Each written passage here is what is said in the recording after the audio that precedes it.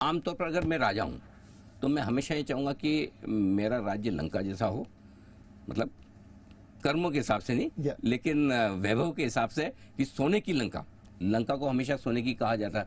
तो लंका वालों ने कुछ तो नीलेश भाई बहुत बड़े पैसे बनाए होंगे ना, कैसे? वाल्मीकि जी ने तो ये लिखा नहीं है, बट मैं अपना अनुमान लगा सकता हूँ कि जो रावण की लंका थी उसमें लोग कुंभकर्ण जैसे निवेशक थे। अच्छा। पैसा लगाते थे, 14 साल के लिए सो जाते थे और फिर 14वें साल पे जाग के देखते थे क्या रिटर्न बना। मे बी अयोध्या के जो निवासी थे वो डे ट्रेडर थे, सुबह देखा शाम को किया, वैसा काम कर रहे थे। लिमिटेड पॉइंट यही है कि निवेश के लिए लंबी अवधि देना बहुत जरूरी है। एंड अगर आप सही स्टॉक लेके उसे सही समय दे पाए, अच्छा समय दे पाए, तो सोने की लंका खड़ी करने में देर नहीं लगती। बिल्कुल, लेकिन यह है कि आपको समय देना पड़ेगा। अगर आप सोचो कि रातों रात लंका खड़ी हो जाए और वो भी सोने की, तो ये बड़ा मुश्किल। और तो मुश्किल है। सोने से एक चीज और ध्यान में है कि रामायण की शायद शुरुआत ही, जो टर्निंग पॉइंट जिसे आप कह सकते हैं, वो ये था कि सीता माता ने सोने का हिरण देख लिया और वहां से उनका हरण हुआ और उसके बाद ये सारा पूरा लंका वाला मामला चला। तो क्या इस इंसिडेंट से कुछ इन्वेस्टर्स सीख सकते हैं? डेफिनेटली। सीता माता भी एक सोने के मृग को देख के मोहित हो गई। निवेशक भी कई बार उसी तरह लालच में फंस जाता है। उसे भी दूर झाड़ियों में छुपा हुआ मृग दिखता है और वो लालच में आ जाता है, मोह में आ जाता है।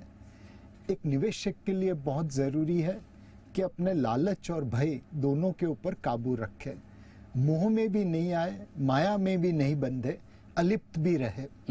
आप रैशनल डिसीजन तब ले पाएंगे जब आप अलिप्त रहे।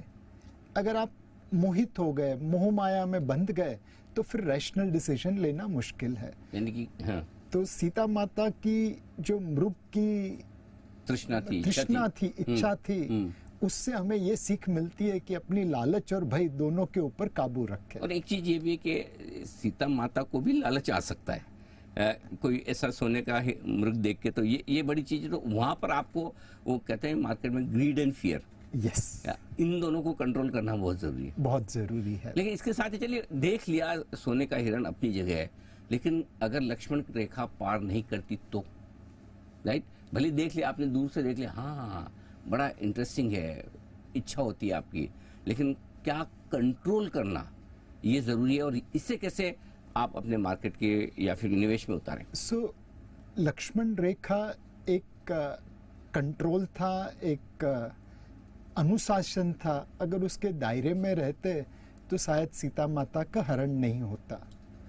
एक ट्रेडर के लिए, एक निवेशक के लिए भी अपनी अनुशासन में रहना बहुत जरूरी है।